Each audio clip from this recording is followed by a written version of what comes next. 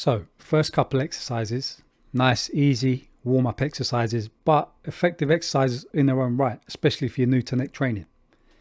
So this one, I'm using a bench, curling my neck backwards. Now, the key here is to not use your hips, just use your neck muscles. So I'm literally pushing down hard. Imagine like I'm pulling up and over. And you can try this right now, because this is one, you're better off trying it to feel it.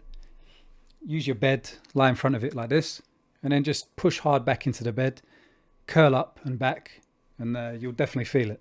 This one looks quite strange, but similar principle, pushing hard into the ground and using my neck to try and move my whole body.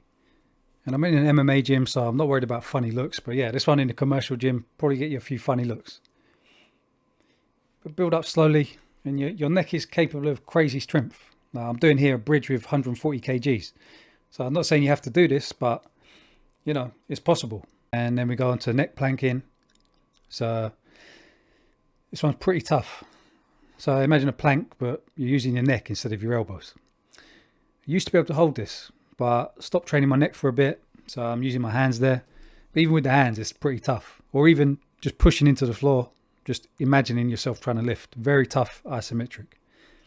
Using a bench makes things a bit easier to support yourself with your hands.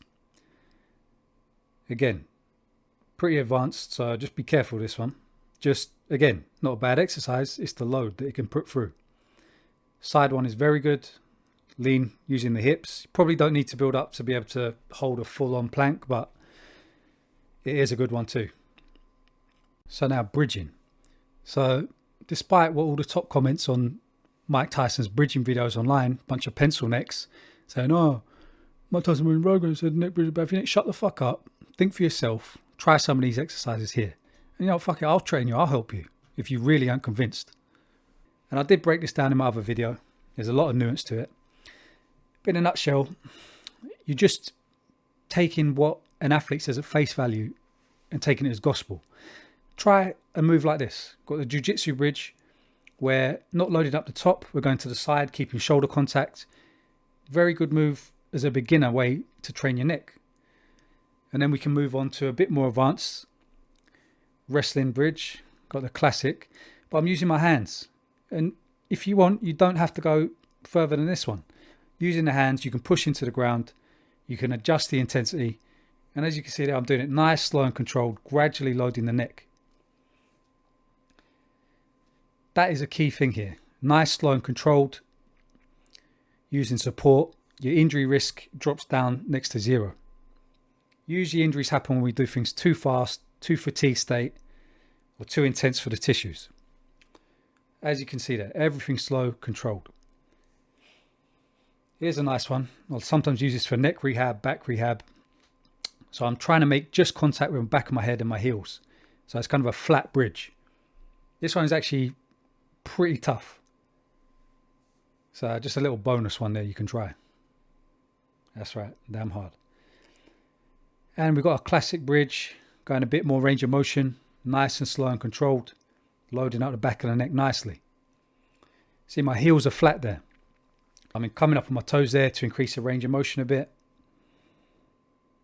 Again, but still not going crazy with the range of motion. I'm not trying to touch my nose to the floor.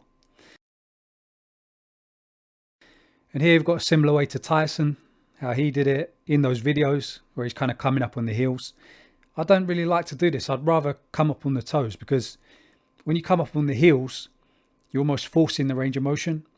Whereas when you come up on the toes, you're giving your body more range of motion. It's a bit like the bridge position or crab wheel in yoga. Push up on the toes gives you more range of motion. So nice and full range here, pushing up on the toes. Again, like I keep saying, full range of motion, controlled, and not going past where I feel comfortable. So yeah, try those out.